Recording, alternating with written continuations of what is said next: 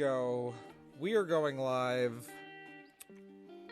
This is both exciting and nerve-wracking all at the same time, but we have done it. We are going live. We're finally on our episode 2. Here we go. This is awesome. But I'm still nervous. Anyway, welcome one and all to the podcast. This is the time that I wanted to be a content creator, so I made a podcast called the Geek Dimension Isekai. It's a fun little joke. You can call it Geek Dimension Isekai by itself if you want to do it that way. It's probably a little bit easier than referring to it by its full name, but it's just a fun little joke for all of the people that like, anime. But so in today's episode, I got all of my stuff formatted. I got like more of a legit format for how I'm going to set up podcasts going into the future. So that's pretty exciting. And right off the bat, what we are going to do before we get into our main topic, which will be Hogwarts Legacy, we will be talking about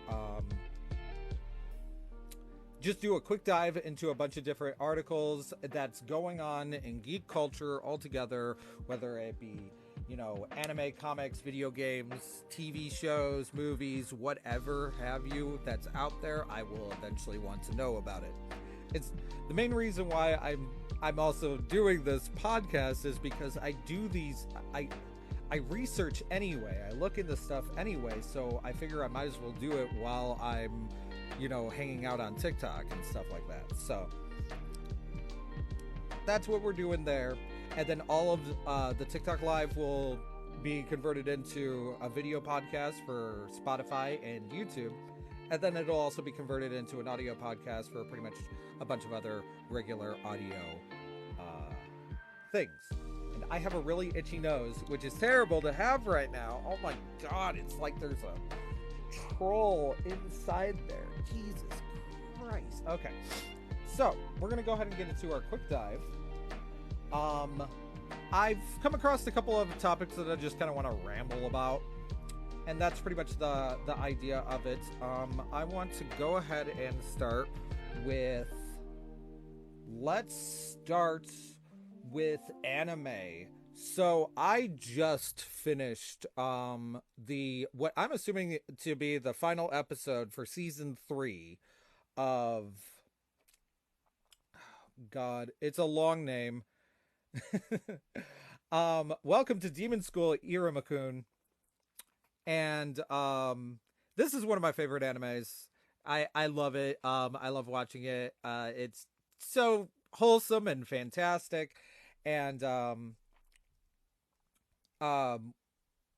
one of the main things I just want to talk about was, or I wanted to bring up about it in terms of like bringing news to people's attention, is that it is confirmed to have a season 4 that will come out in April of 2024. Unfortunately, it's like a whole year ahead. And one of the what is it? So the main reason that I'm bringing that up is because, like, in case you haven't seen it, there's 3 seasons out of it, so it's plenty of anime goodness that you could sit down and enjoy, and I do highly recommend it.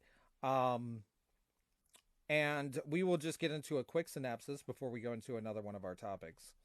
So the idea behind this is that the story follows the character Iruma Suzuki. I'm going to butcher names. I'm fantastic. A 14-year-old human boy who is sold to a demon by his lazy, selfish, and neglectful parents. They are atrocious people, and they just sold their son.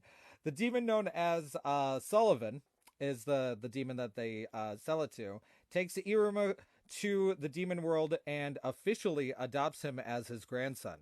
He enrolls Iruma in the Babylos School for Demons, where he is the headmaster, and where Iruma quickly befriends the demons Alice, Asmodeus, and Clara Volek. However, Sullivan tells Iruma to never reveal that he is a human, since he will be eaten if anyone finds out. Iruma then vows to blend in during his time in the demon world, although he only stands out because of all the situations and adventures that arise. And yeah, that's pretty much the synopsis of it. I don't want to get into any spoilers, but that being said, I will mention one thing. Season 4 will finally be addressing a character that they have not done anything with for 3 seasons. They show their existence, shrug, and that is it. They are finally being addressed in season 4, and that's a lot of fun. So yeah, that is an anime recommendation. So if you haven't seen Welcome to Demon School Iruma-kun, I highly recommend it. It's on Crunchyroll, and you could probably find it on all of the other, illicit, that I don't condone, anime websites. So now that we talked about that, we can go ahead and get into another one of our quick dives. Since we're in the aspect of like anime and whatnot, we could go ahead and talk about comics. Apparently, DC and that web series RWBY have combined it into starting a DC comic series of a crossover between RWBY and DC. And the first issue came out, and it is I read it. It was okay. Which makes me feel a little bit bad because like I like RWBY, I do. I also like what was it? I also generally enjoy Batman, content like that. But yeah, it was all right. It just kind of seemed like what was it? It seemed like they just,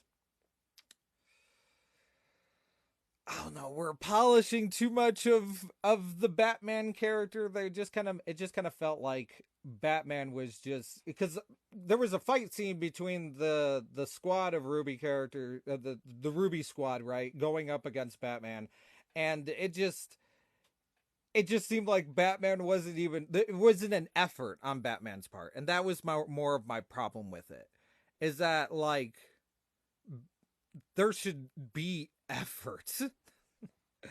And so that was a bit of it, but according to this article, apparently Batman has this fight precognition power, which is similar to Robert Downey Jr.'s Sherlock character in the Sherlock movies thing. And I wasn't so much getting that vibe from it. I mean, that could have been what happened, and I just didn't see it, like it directly addressing the fact that he got a full blown power from it. It just kind of seemed like typical Batman monologue stuff. I don't know. But yeah, so that comic is out. So if you're a comic book collector or wanting to get into comics, the issue 1 of a comic has just come out, so that's always a good way to start. So another quick little dive of a article over on Game Rant. They have made an article talking about JustAMInx getting banned from Twitch. Apparently, again, I don't know much about JustAMInx. I literally just found this article, and I went ahead and looked at their content. And the thing is, so this time the reason why she got banned was because she was drunk. And if I'm being particularly honest, she was not drunk. She was full blown shit faced. She just, like, I mean, I think she fell over at one point and she was slurring her words. Like, yeah, no, she was next level drunk, if anything at all. And apparently she got banned last year around the same time for also doing something stupid. So yeah, that's what's going on there. In terms of my overall opinion of her content, I don't really have much of any. I watched a bit of it, And I don't really get what it is that she does, if I'm being honest. I am clearly not her target audience. I don't know who is, but I'm not. But yeah, so there was that. Um Now, ooh, one of the things that I'm really excited about. So apparently on the we got this covered article, story by Scott Campbell. He announced or mentioned that apparently Vin Diesel has officially. I could be butchering this. You'll definitely want to triple check the article. Vin Diesel bought the Riddick franchise. He now owns Riddick and a fourth movie, right? Riddick Furia will be coming out, or he's working on setting that up. Which is absolutely fantastic because I love the Chronicles of Riddick movies. And it doesn't surprise me that Vin Diesel had like a soft spot for these movies, considering the fact that like he's always been a fan of D&D stuff. And to me, the Chronicles of Riddick stuff just felt like space D&D. Like, and they were one of my favorites out there. Hearing noises. Oh, it's myself. Sorry.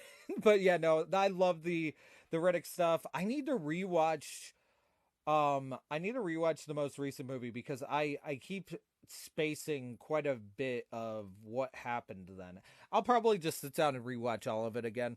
Um I enjoyed all of it. It was such a good series. Um and I highly recommend it. I actually hope that like after we get this movie, we could actually get a TV series because I personally think that Riddick would have done better as a TV series versus a movie saga. It was absolutely it was space D and D, and that's actually one of I just liked it for that reason too. Um, it was just a really fun ride. So now we'll get into our next topic. Uh, um, so apparently now I have been wanting to get Super Smash Bros. Ultimate, but I haven't. It's been one of those things where I just haven't gotten it. But apparently, Minecraft Steave just became illegal. I don't know if it was just became. Yeah, so this was posted yesterday on Games Radar. Just became illegal at tournaments because apparently he's got a juggle cancel. Let me see. I don't wanna butcher this one too much. Yeah, so last week clips of new Steave techniques started sweeping through the Smash community. Labeled Phantom MLG, the technique lets Steave players escape hit stun on many moves. That means that Steave can escape from multi-hit combos and strike back against opponent characters while they're still recovering from the move they just performed. So not only not only does he get to like cancel being yeah, hit stunned, but he can also counter and pretty much ruin your day. So that's I thought was kind of funny. So apparently Steave needs to be patched or what have you. But I thought that would be a funny thing to just talk about for a sec or whatever. I was very interested in that. And then another thing that I'm super excited about is the Walking Dead spin-off series stuff. So Rick and Michonne are getting their spin-off. Daryl's getting a spin-off, and then it kind of feels like they keep mentioning the Dead City, but how it kind of feels like it's set up is that it's going to be like the MCU of all this stuff to where like what is it so you'll have you had your main series, which just concluded. It led to Daryl's spinoff. It sets up Rick and Michonne's spinoff. I'm sure Fear's got a thing going on. I think World Beyond has a thing going on. And then I'm guessing it'll all like come into like a Endgame Infinity War Avengers style thing with the Dead City, where some of the characters will actually be going to a set location, I guess. I don't know. But yeah, it's awesome to see that Rick and Michonne will finally be reunited, but I've been waiting for Daryl and Rick to be reunited because, dear God, boy was looking for our guy for 5 years. Like, it just... But I am super excited about the Walking Dead series, so that will be a lot of fun when that comes out. Now, the last thing that I want to talk about before we get into our main topic here is, I think this is the last one.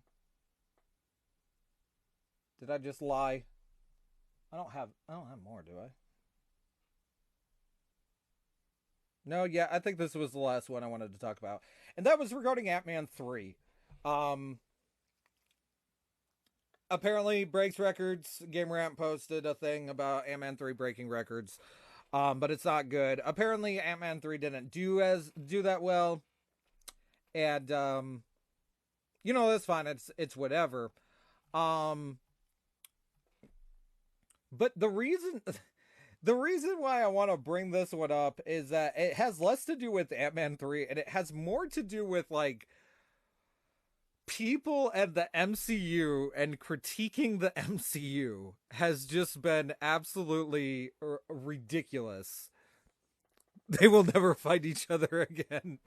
I hope that doesn't end up being the case, but it does kind of feel that way. But so when it comes to yeah, when it comes to the MCU and people critiquing it. So we got this like one comment regarding Ant-Man 3, and this kind of sums up how I hear people talking about the MCU just as a whole. Or I don't know, maybe movies in general too, or just media in general. And like this overall take has always bothered me, and I just want to talk about it. It won't surprise me if I end up talking about this a lot. But like, so someone made a comment on this particular article about why Ant-Man 3 tanked, right? They said, real easy explanation. The movie was terrible. Everyone wanted to see Ant-Man and the Wasp, but we got some convoluted story that focused on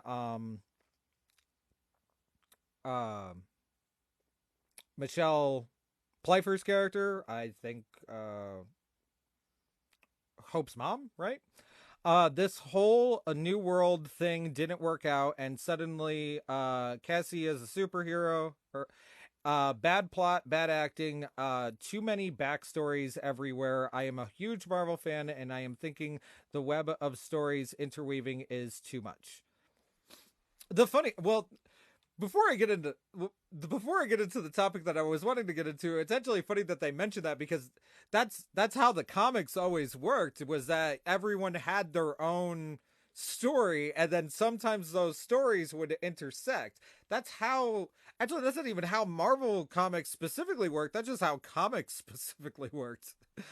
But like, yeah, they established that for the MCU,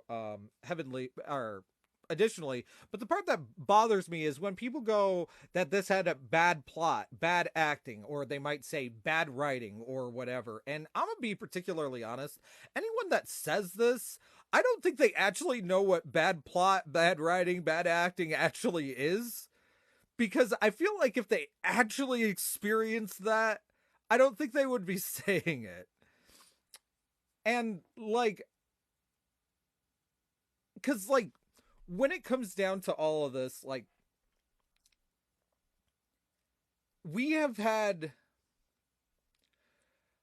you're going to ruin your own experience of these movies if you constantly compare them to each other. Like, if I'm not mistaken, there's another comment here.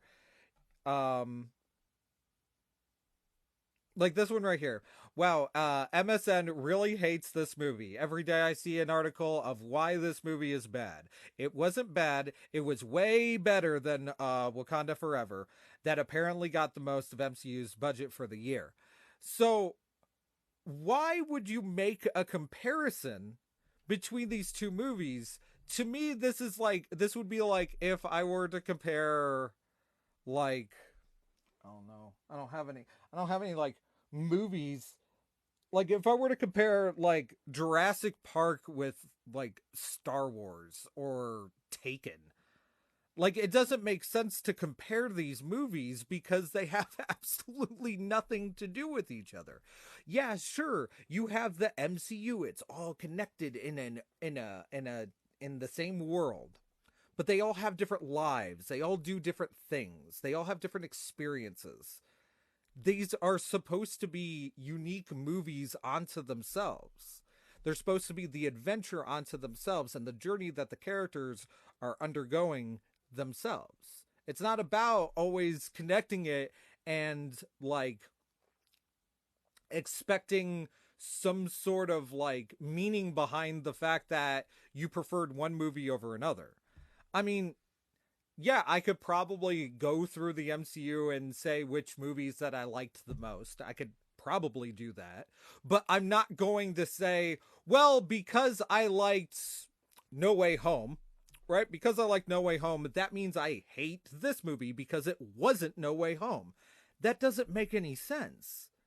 And like, it just seems like we're just doing that too much with the MCU.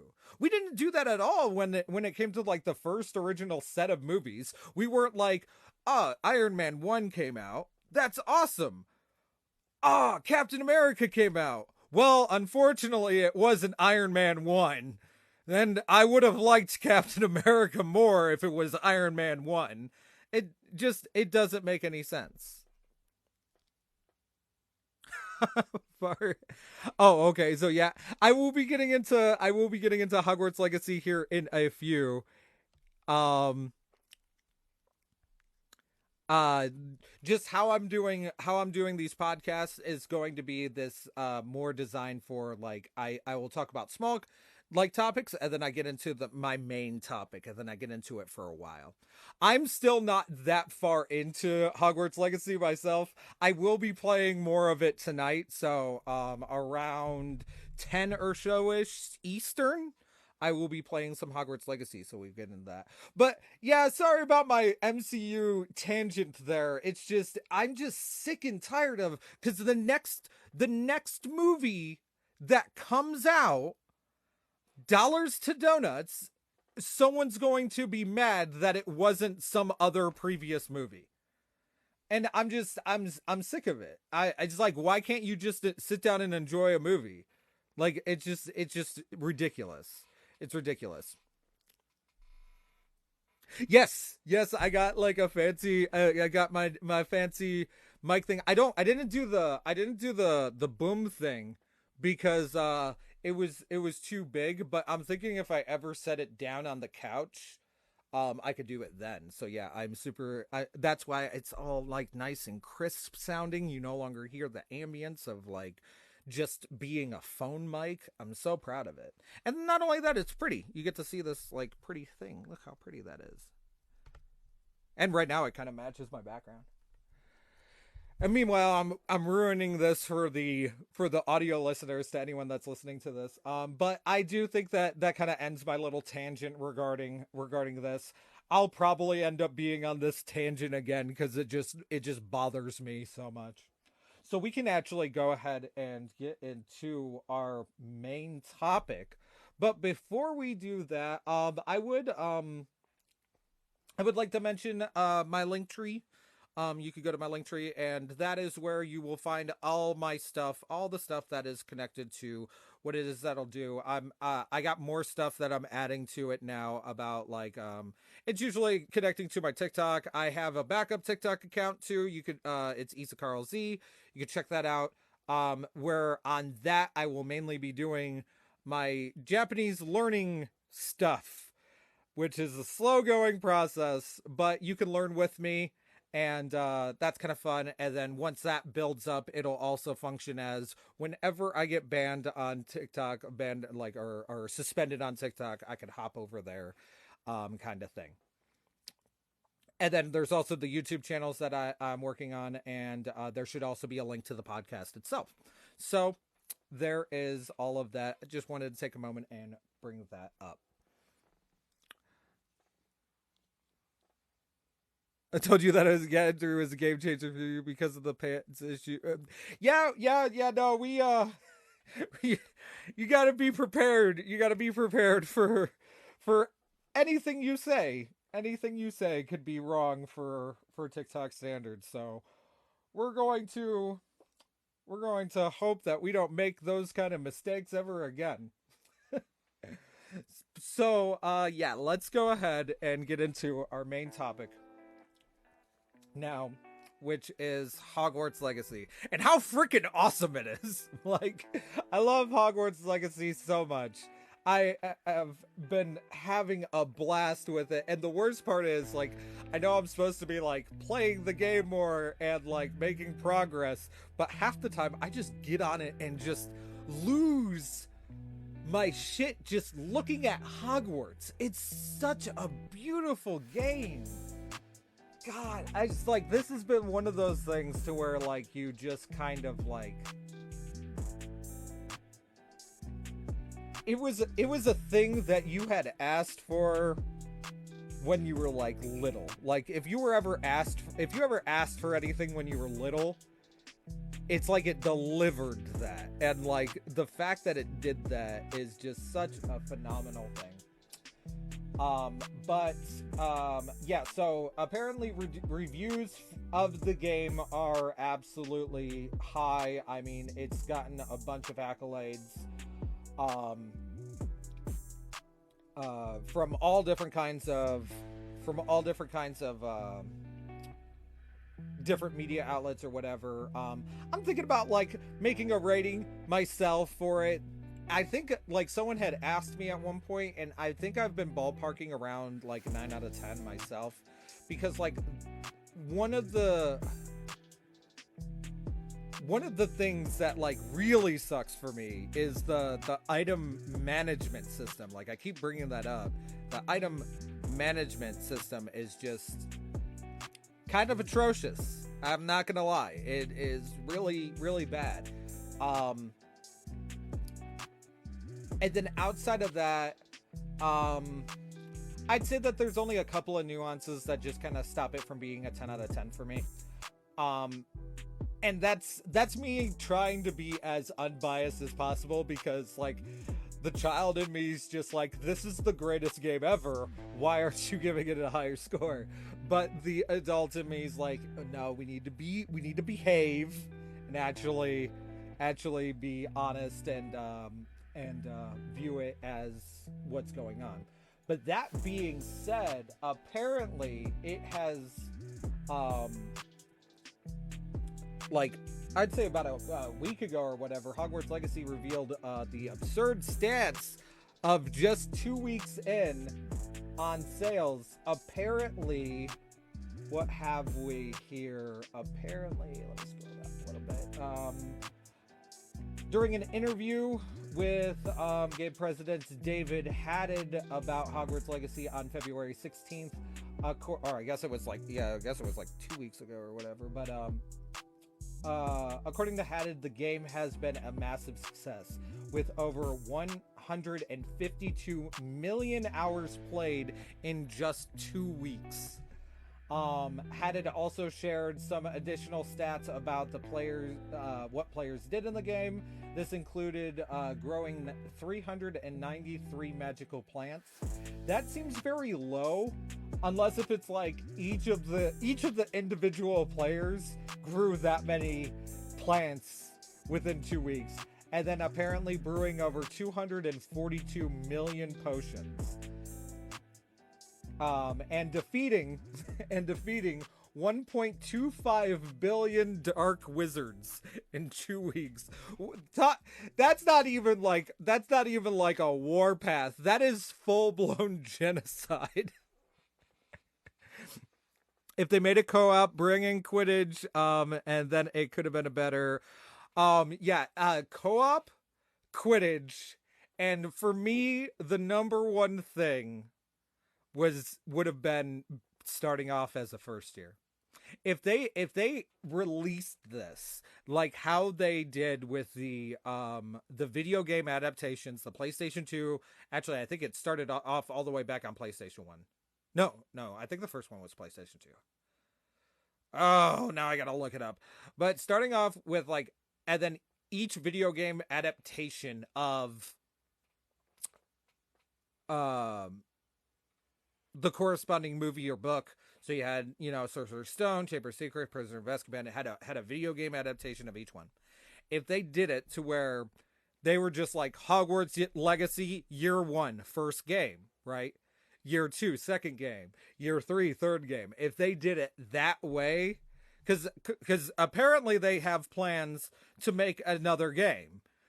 I don't know that was actually one of the things I wanted to look up. I don't know what the DLC expectations are for Hogwarts Legacy. I don't know if they plan on doing any DLC or anything like that, but yeah, no, if I could have started off as a first year. Oh, and people were talking about dating in the game. Like similar to like kind of like Mass Effect and stuff like that, being a kid, allowing yourself to be a kid and like, actually dating other characters, especially considering that's kind of how like the main story of like, the Harry Potter stuff. And I actually think that would have been a really fun idea. Would have been actually treating yourself like you're going through all of this stuff, like adding more elements, simple elements of realism into the verse. Would have been awesome contributions to the game itself. But yeah, I'm gonna look up Hogwarts Legacy DLC plans real quick. Hogwarts Legacy lack of planned DLC is a missed opportunity for so GameRant mentioned something. Oh, just yesterday. Fantastic. For omitted canon content. I'm terrible at reading articles. We're gonna click on this real quick. Let's see.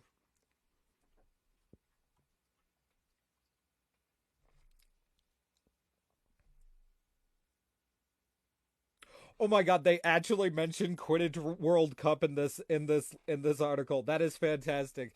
Quidditch World Cup felt like that one game that I knew of that other people didn't know of. Quidditch World Cup was fantastic. I loved playing Quidditch World Cup. Hogwarts Legacy could have created DLC focused on previously used Quidditch tournament mechanics. Yeah, it does make me wonder why they decided to not go the Quidditch route. But yeah, see, the thing of it is with how the unorthodox release schedule to where like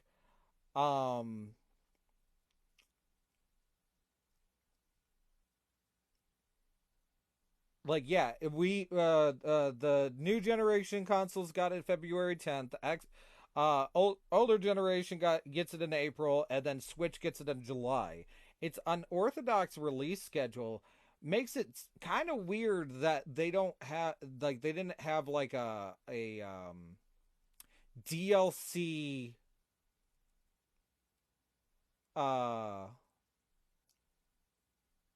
they just don't have any DLC plans. Is that literally the thing? They're just not doing any.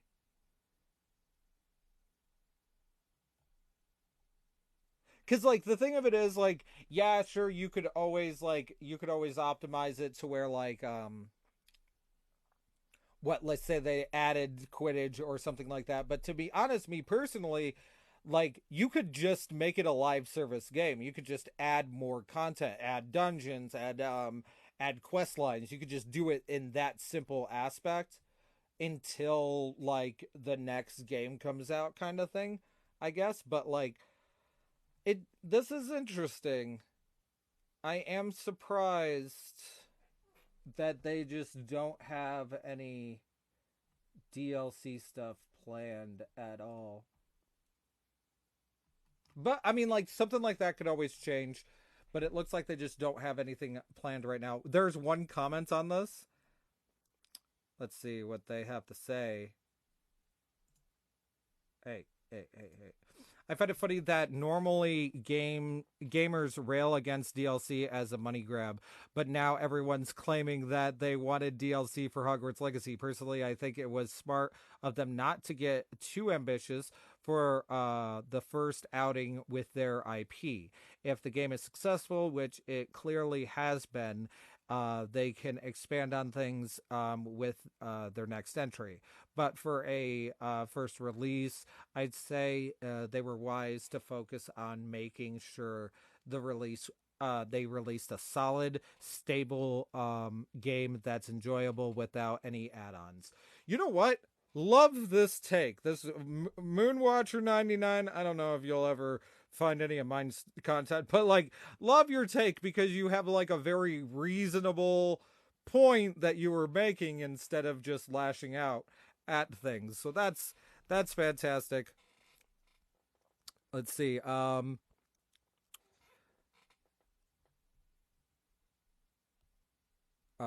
There is talk about Quidditch because they're working on it, but it would not come out with when it did.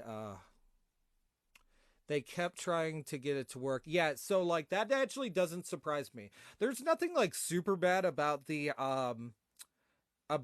like flight mechanics in Hogwarts Legacy. There's nothing like super bad about it, but it doesn't surprise me that in like they were having difficulties with the mechanics and trying to combine a game on it. That doesn't surprise me that they were having issues, and I get it. I get why you made that elective decision. And for what it's worth, they came up with the like a beautiful reason on why like we had no Quidditch. And for me, that's enough. I would love to play Quidditch, but it's also enough the fact that there is a lore friendly reason on why there's no Quidditch instead of, yeah, no, we're not adding it. Like they did something with the story. Perfect. Right? That's enough for me. So now we uh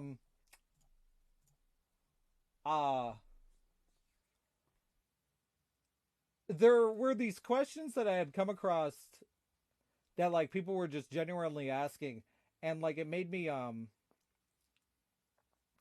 like think about it, or it made me ponder regarding Hogwarts Legacy in general. So I'm gonna kind of like openly ask these questions and feel free to answer, and I am going to try to answer them as well.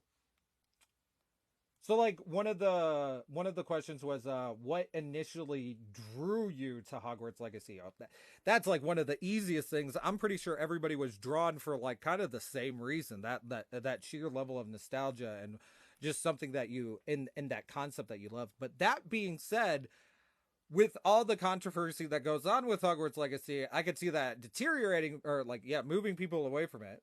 And then also with all of the accolades that Hogwarts Legacy got, it wouldn't surprise me that someone has like genuine interest in the game. Like they might not have liked, Hogwarts stuff, Harry Potter stuff, whatever. They might not have liked that IP, but they were just genuinely interested in the game considering it did so well. That doesn't surprise me if that ends up being the case. But then it asks the question, how does Hogwarts Legacy compare to other video games in the same genre? Now, if the idea um of I mean, like, I guess it all depends on like how you classify the genre, because like if the idea is like you're classifying it with like other like action RPGs, I say it does very well on both aspects. Like, I feel a strong level of action and I feel a strong level of RP. I really do feel like my character playing through everything, and it's been a lot of fun. I also enjoy being able to do it with a bunch of people, on TikTok. That's actually one of my favorite things about it, is that I've been playing it with people as I go through it, and I just love doing that. But in terms of the aspect of like comparing it to like the other like Harry Potter IP games, I would say that like, I mean, yeah, sure, the game is absolutely phenomenal and it doesn't like lock you into anything. And that's definitely one of the things that like the previous games needed. When it came to, what was it, Prisoner of Azkaban, which was my most played uh one of my favorite things was just running around all of Hogwarts. And then not only that, I think it also had a fly mechanic because um you had the hippogriff, who I can't believe I forgot their name. I need to sit down and rewatch Harry Potter stuff. Because it's been a while. I usually, before this game came out, I used to do the occasional movie marathon with it. It wasn't just Harry Potter; it was just like kind of any of like the really long ones. I did it with like I did it with Terminator. I did it with what was it? Lord of the Rings. I've done it with the Fast series and stuff like that. Um, but it's been a while since I've done it with Harry Potter. But in terms of like how Hogwarts Legacy compares, I think Hogwarts Legacy, in terms of like a direct comparison with those previous games, Hogwarts Legacy is clearly one of the things that those games would have loved to have strived for. But each one of them kept things like bottled because like they just couldn't do as much at the time, right? So this is definitely one of those things to where it's just like they've finally done it after so many years, so many games made. They have finally achieved a goal that was otherwise unachievable. And then yeah, the only big downside is the no Quidditch thing, but I don't think the I think like specific Harry Potter games, I think it was like Quidditch World Cup that really had Quidditch. I think there was like a small Quidditch mode in one of the games, but I don't think they really did Quidditch all that much in the movie games. Um which characters do you relate to the most in the game? Um I keep liking Sharp because like I keep like I keep reminding myself of him. Every time I see him, I keep remembering myself personally. But that's, I don't know if that really answers that kind of question. Um which characters do you relate to the most in the game is, oh man. There's not really any particular characters that's really like grabbed my attention that much, if I'm being particularly honest. Then again, I'm not that far into the game, so that could be why. But like,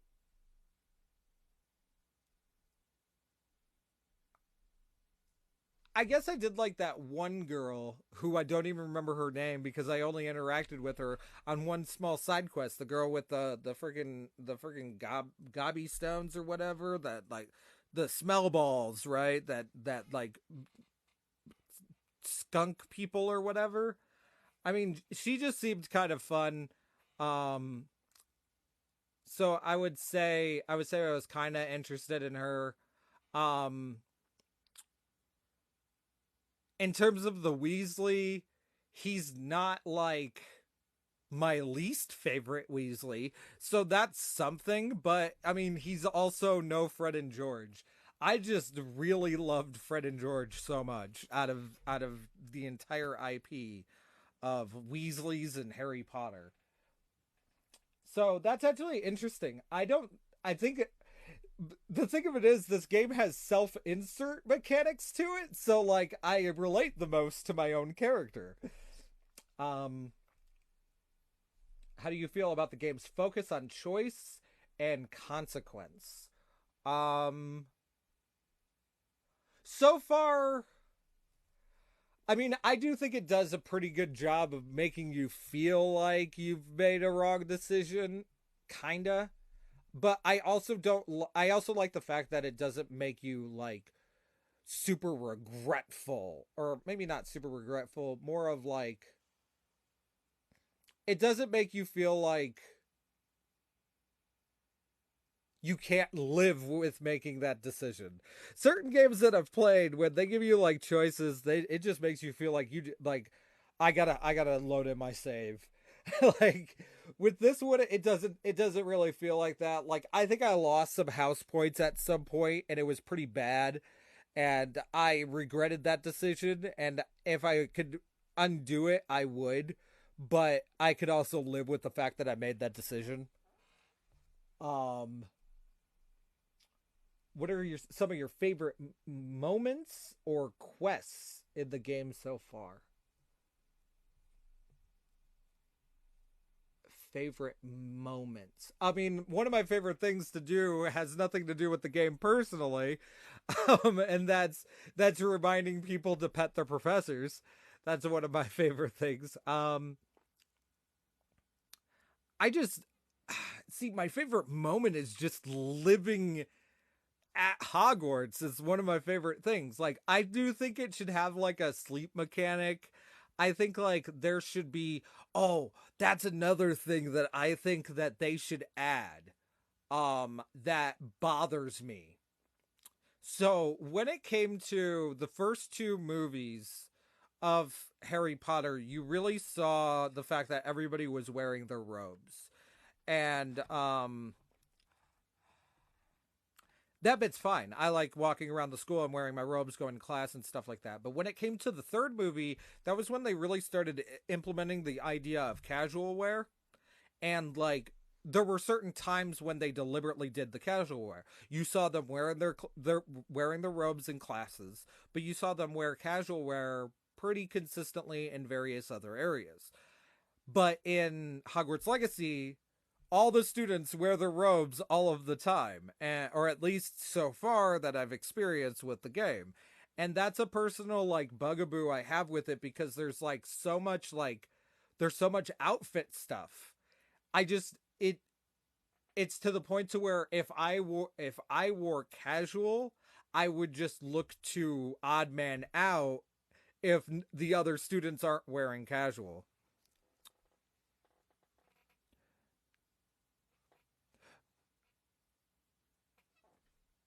Her biology teacher could be Weasley. You're welcome. I kept telling you they are professors. You're welcome. I can't tell you they are professors. Yep, yep, yeah, yeah. Because yeah, uh, friggin' and like instead of just like, because like when it came to the whole professor thing, like at first it was like I didn't really think too much on it, like when it was mentioned.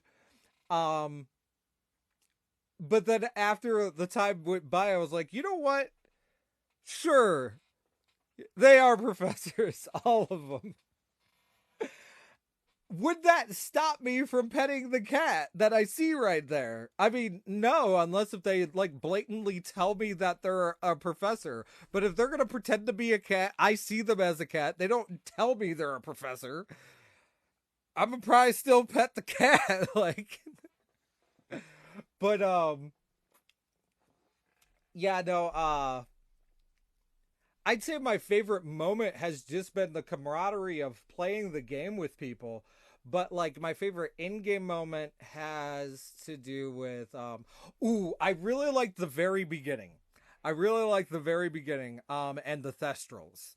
I liked that the minute that dude got eaten by a dragon was the same minute you saw the Thestrals. That was a pretty awesome moment. The the actually the entire start of the game was just such an impactful way to start a game, and then like am I able to choose the entirety of the game as my favorite moment? Because it is just a very good game. Are there any criticisms you have of the game or areas you think could be improved? I think I've mentioned them. I probably should have written them down because like I wouldn't be able to like remember. Let's actually because if I don't I got a pencil in my pocket. So yeah, so like one of the things is like the casual wear thing. Um this is one of the things that I have like it's not like it's bad game mechanics or anything like that, but like it's just more of like um we're given the option of casual wear, but it just feels so weird to do it when the rest of the students aren't. Um I think it also would have been more been nice if like I understand if you can't sit everywhere in the game. I understand that's a whole mechanic to set up and like I get it, but like you're able to add chairs to the room of requirement and yet you can't sit on them. So like I guess small slice of life things would have been kind of cool. But I this is not a thing that I think is like the game is bad because of it. It's just a little critique. Um what was some other things? I mean, the idea like this would have been an awesome like MMORPG like just go to school together or at least like you mentioned Jesus the just co-op in general co-op Quidditch but the fact that they have came up with a really good reason on why Quidditch wasn't a thing was also good for me because I've been to a school to where they they stopped us from getting day passes. So the school was like a walled in facility and whatnot. And in order to, like, you would have, at the end of your schooling for the day, you would have to get a day pass to go outside of the walled in facility and go adventure in the city or whatever. And, like, they got rid of day passes. And that sucked a lot. So that was a whole thing. Um, or my bad. That's something kind of relevant, but that's the reason why I get like the whole thing regarding Quidditch is because that was a thing that I've personally experienced. So the idea of them shutting down the schooling, shutting down the sporting event doesn't surprise me in the slightest. It's still real as it still has that semblance of realism. And then you have the fact that the headmaster that we have literally went down in history as the worst headmaster that Hogwarts has ever had.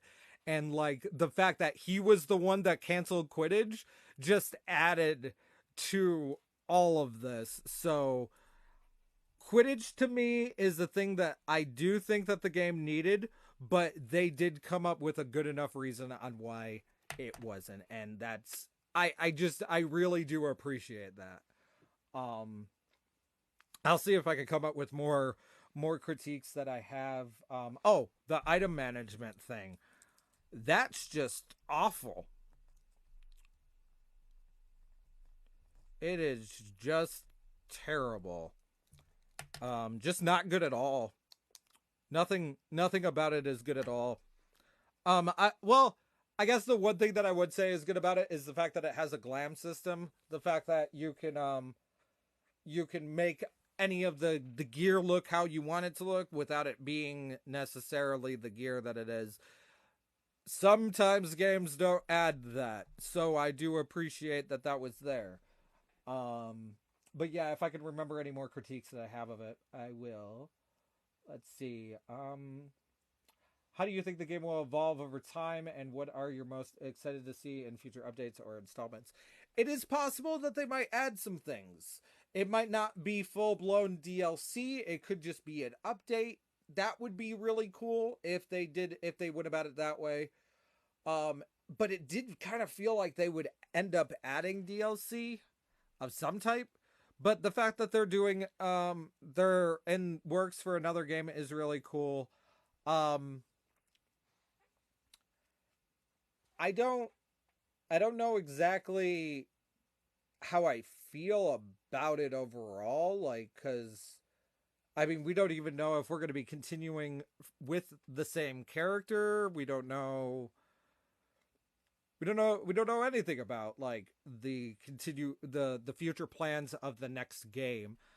I think it would be weird if you couldn't import your character over, but I mean, games have done it before.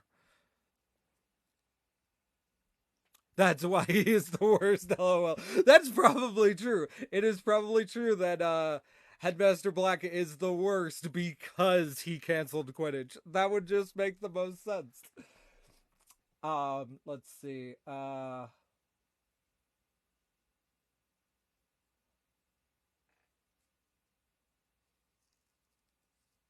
Let's see. This one says, how do you balance the nostalgia of the Harry Potter verse with the excitement of a brand new game? I don't. Both of them were to the max for me. It wasn't so much like the I was more interested in it being a brand new game. It wasn't so much that I was more interested in the nostalgia of Harry Potter. The fact that this game was it just allowed me to live so much of a thing that I've always wanted to live through.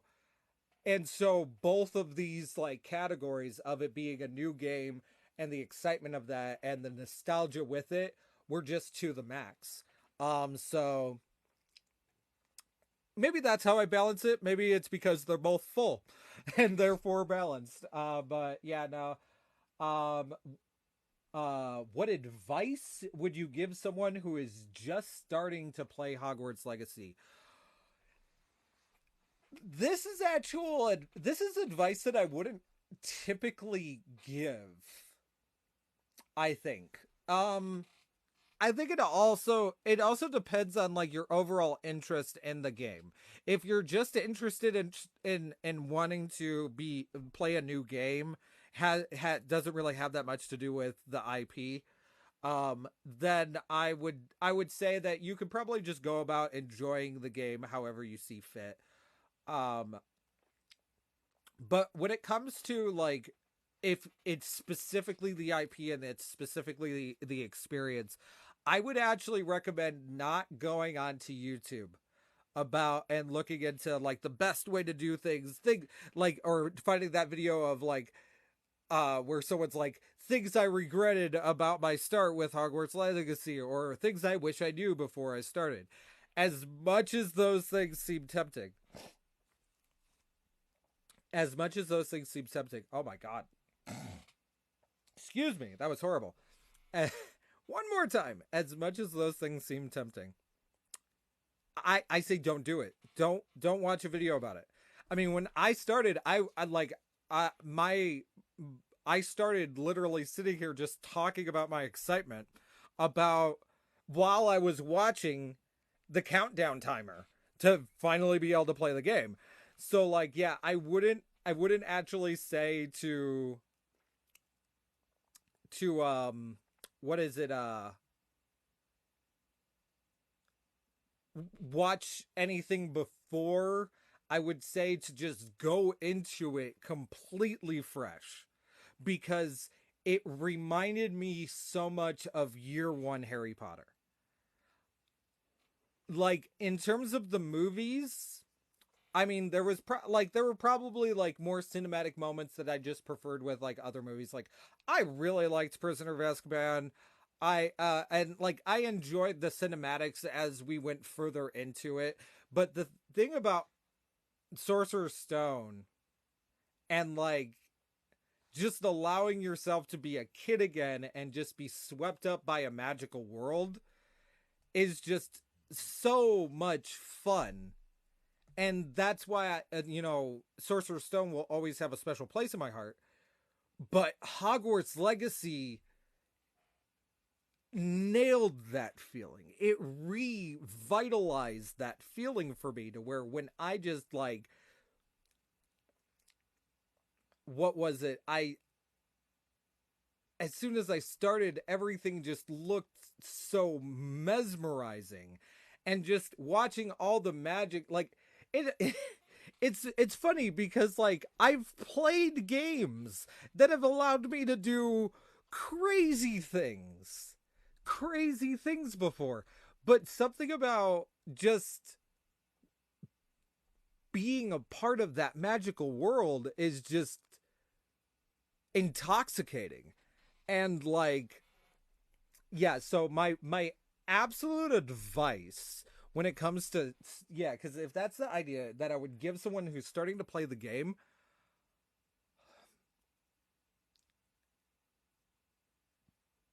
play it like a 10-year-old. Play it like you're 10 again. Play it like you're a child that has never played a game before.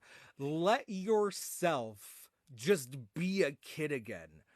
Even if it's just for 2 hours, like, just be infatuated. Let yourself just like, to me, like, the very beginning of the game, there is a scene where a bridge is being built. And I just got swept away with all of how like all of the pieces were being moved around all bippity boppity boo style, and then just forms the bridge like Lego Harry Potter. Like, I mean, it was just a fun thing. Like, it's an absolute fun ride. Do not, my ultimate advice, do not get into your own head. Do not want to critique things. Don't enter things wanting to judge it. Don't want to hate things. Just let yourself enjoy it.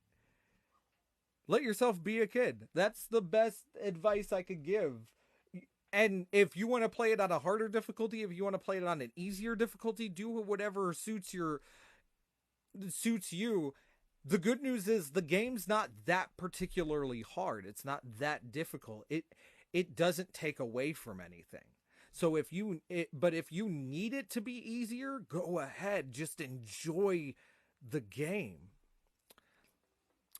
I play all games like I'm a kid again, and then get in trouble by my girl because I'm almost 41. I got lucky, and me playing a kid, me playing like I'm a kid again is the reason why my girlfriend even like likes me, is because of the fact that I'm 30 and a child. Like, this goes back to like my MCU conversation. Why do you have to compare it to things? Why can't you just let yourself like the thing?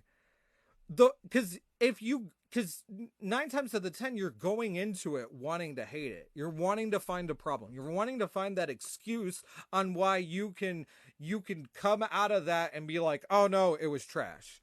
You're looking for it. And I'm gonna be honest, you'll find it. But it's so much harder to maintain the fact that, to get rid of your cynicism sometimes.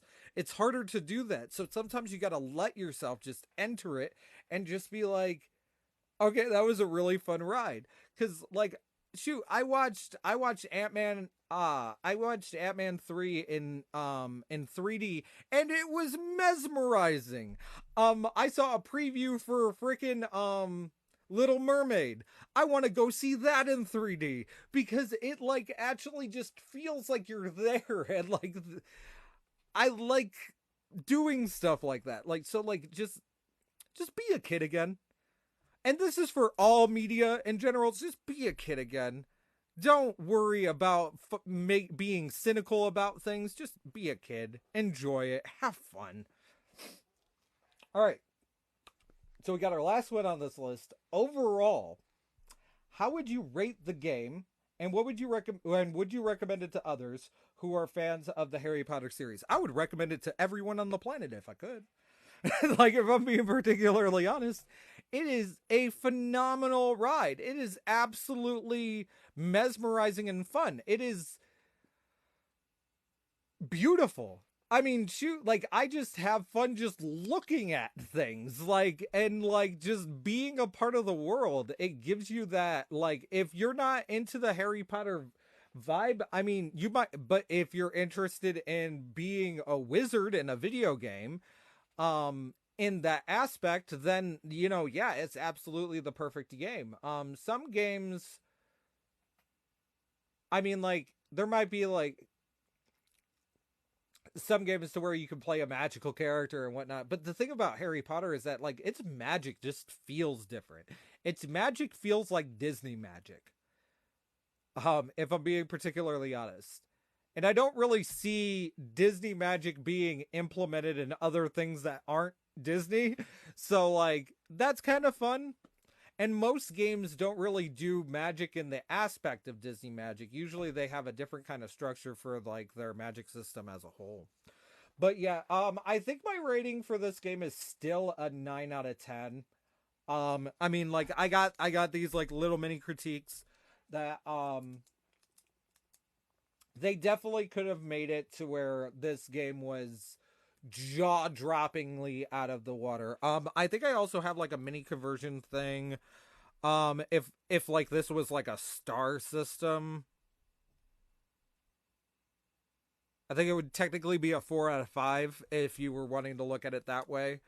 But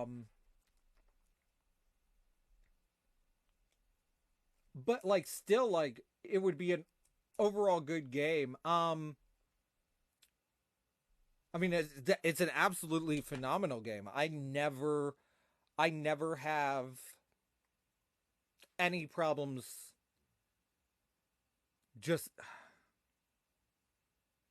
it's fantastic. It is absolutely fantastic.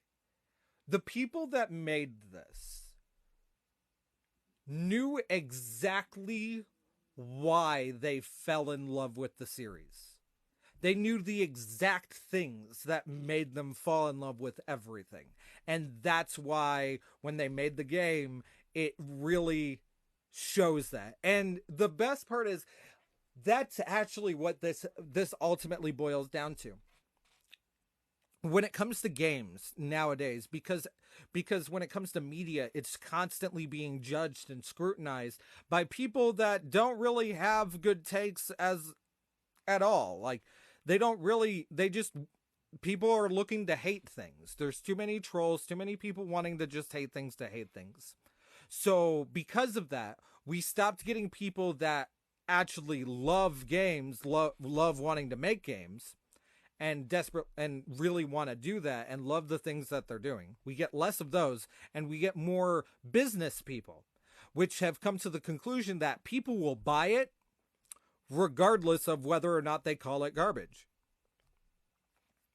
And because of that, we get the, terrible things, like when it comes to just EA and its marketing stuff, or Activision, Blizzard and their marketing stuff. And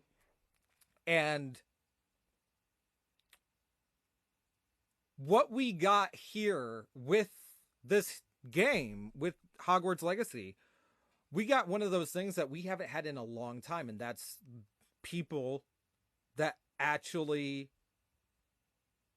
want to be there and want and love making games, or at least love this specific IP and were dedicated to this specific IP.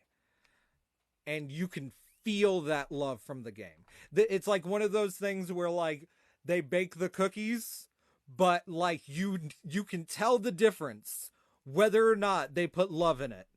They could go by the recipe all day, but if they didn't add that splash of love, you know that it just wouldn't have tasted right.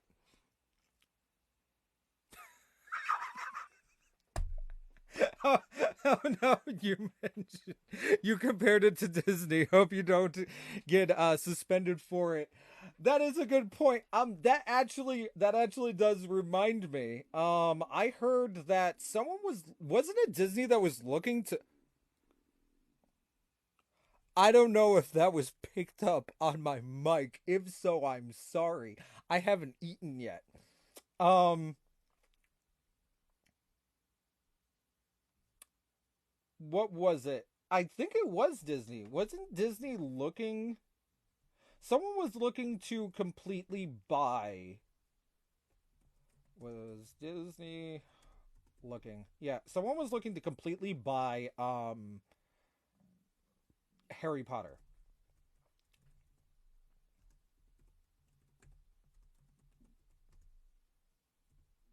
I don't know. I think I came across that.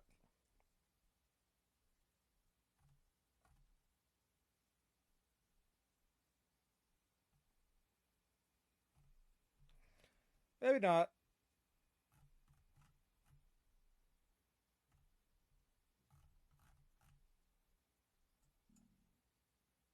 Let me let me try Google. I'm on Bing right now. Let's try Google.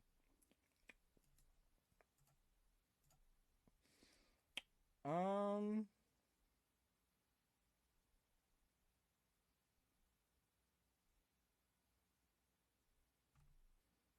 yeah, maybe not. I could have swore something somewhere was looking to.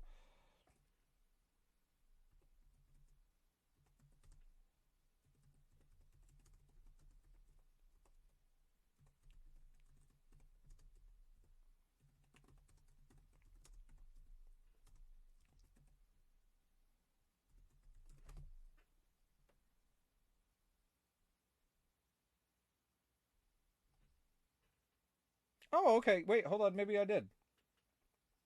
Yeah, it was something. Disney reportedly in talks to acquire Harry Potter from Warner Brother Entertainment. Disney is reportedly in talks to acquire the Harry Potter brand from author and creator J.K. Rowling and Warner Brother Entertainment, which is sure to excite and infuriate fans of the Mouse, the Wizard, and both. Um, yeah, so like this article just came out like a month ago.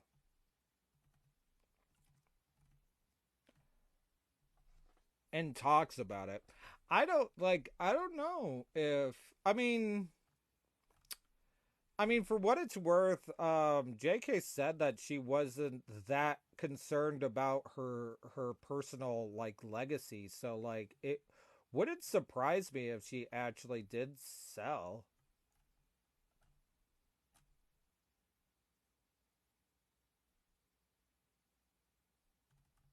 Hmm. I don't know if they're making the Cursed Child in the movie. I mean, I did notice the play script thing. I only read like part of it, if I'm being honest.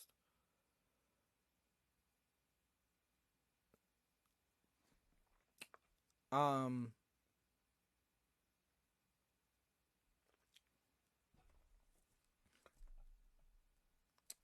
that being said, I'm still also like personally sad about the whole Johnny Depp Grindelwald thing because like I think the most recent movie would have been like, okay, stomach, you need to calm down. You stop it right now. I personally think that Johnny Depp would have been like it would have been one of those things to where seeing him portray that specific character in that specific light, it probably would have given me goosebumps if I'm being particularly honest, because like I think the big thing behind like Grindelwald's character, especially in that third movie, the big thing behind it should have been to make you feel like you thought he was right.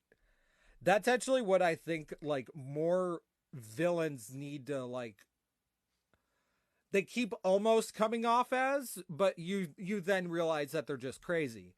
What villains should scare you. Villains should come out and they should present themselves in such a charismatic way to where even if it means genocide, you think that they're right. And it should scare you that you think that. That is how you know the mark of a villain that is shining right now. But it all depends on how the character gets written and stuff like that. And I feel like we've gotten close. There are certain characters that we've gotten close to that mark with, but there's just others that like, yeah, no.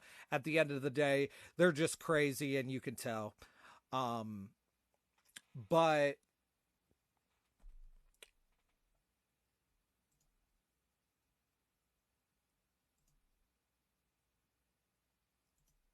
yeah, I completely lost track of what the heck. It's telling you to eat, so eat.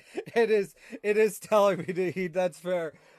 Which is actually fair. I do think that like we kind of gotten like the gist of like my overall take regarding. I do have. You've been with me this entire time, so congratulations. I'm going to sneak peek. Okay, stomach. All right. Calm down, young man. We're gonna do a sneak peek into what episode 2 of my podcast is gonna be. Before I do that, how did I want to close this? I mean, like for the most part, I got my link tree. You can just click on that, find all my other stuff. I'll do a better closing thing or whatever next time. This is technically my first episode, since my first episode was just preparing for the first episode. I mean, this is whatever. But the next podcast main topic, I'm super excited about this. I've been needing to actually make this, so this is going to be really good.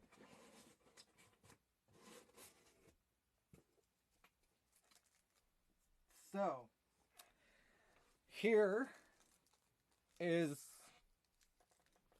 the preview, and I feel bad for all the people that are getting the audio edition, because they wouldn't actually be able to see the preview, the sneak peek and whatnot.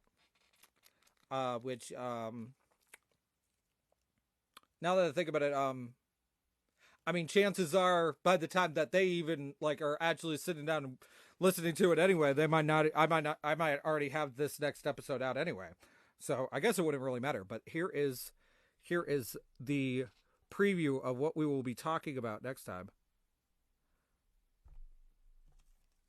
It is this little thing. This is going to be our sneak peek into what the next topic will be. So yeah, people that are getting to see the video will get to see. I guess I could kind of describe it. It's a little wooden circle. I think it's wood. Wood or plastic? Not sure. Little wooden circle with a distinctive little flower pattern on it. I can't really go all the way in because it doesn't want to focus when things are really close. And it keeps wanting to focus on my face. But yeah, it's got a flower pattern on it. And that will be our next talking point, which I've been super excited about it. It took me a while to actually get this thing. So like the fact that I have it, it's like a whole unboxing thing because like I got a bunch of stuff, and so that'll be really exciting. I'll have to actually set up my desk over there to really set up everything. But yeah.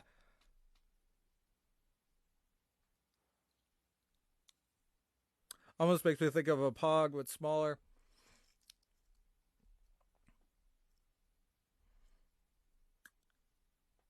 Yeah, me and my friend, we really wanted them. So the bundle that we got came with one as like a little like pre-order. Well, actually, we technically did a pre-order. That'll be a whole thing I can get into, but we really wanted one, so we the slammer you use in a Pog game.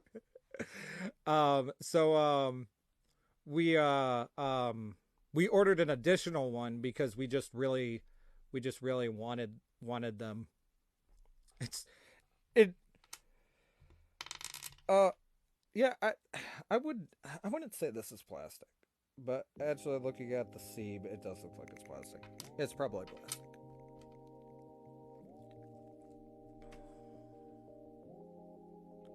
But yeah, so like I got I'll at least show the box. I won't open because I haven't opened anything of it because I've been waiting to make this podcast episode before I ended up making the video for the next episode. But it is very geek related, so people will like that. But I will show the box that it came in.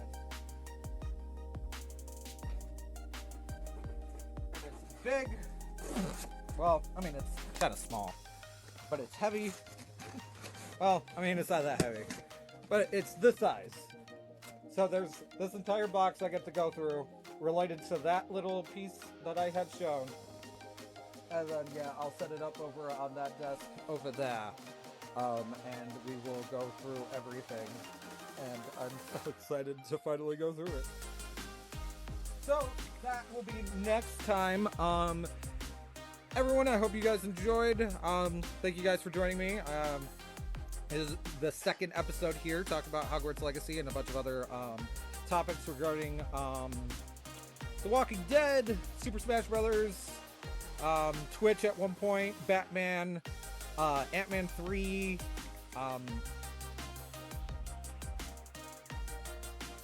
Chronicles of Riddick, that's what it was, and the one anime that I recommend, which was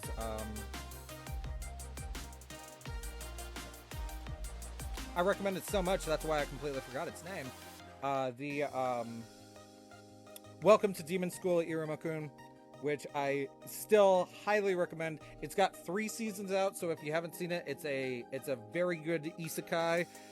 Very fun, very heartwarming, and silly and stuff like that, and I absolutely recommend it. It's getting a season 4 next year, so not only will you, if you haven't seen any of it, you have plenty of content to go through now, and then not only that, it will continue next year. So yeah, those were all the things that we covered. If you are finding this podcast in podcast form, please do the whole rating and review thing. I am told that is the most important thing that podcasters care about. Every single podcast that I've ever come across keeps talking about that. So what you want to do is you want to go to the thing and like you want to say that you're following me. I need 50 of those, apparently. That's because that's a good thing. And then you want to go into that review thing and you want to do 5 stars. You just want to lie is what you want to do. You want to actually what you should do is if you hate it, you should do the 5 stars and then in the comments explain why you hate it. But you still gave it 5 stars because I asked you to, because we cool like that. But yeah, so yeah, I appreciate everybody hanging out with me. I hope you guys are excited for the next episode because I am. I'm proud of myself for actually getting through this one. But later today, I will be going live again to play some more Hogwarts Legacy. That's what it's called. Yep. That one game that we weren't talking about today. The D&D of Riddick. Yep, absolutely. So yeah, thank you guys again. See you guys next time.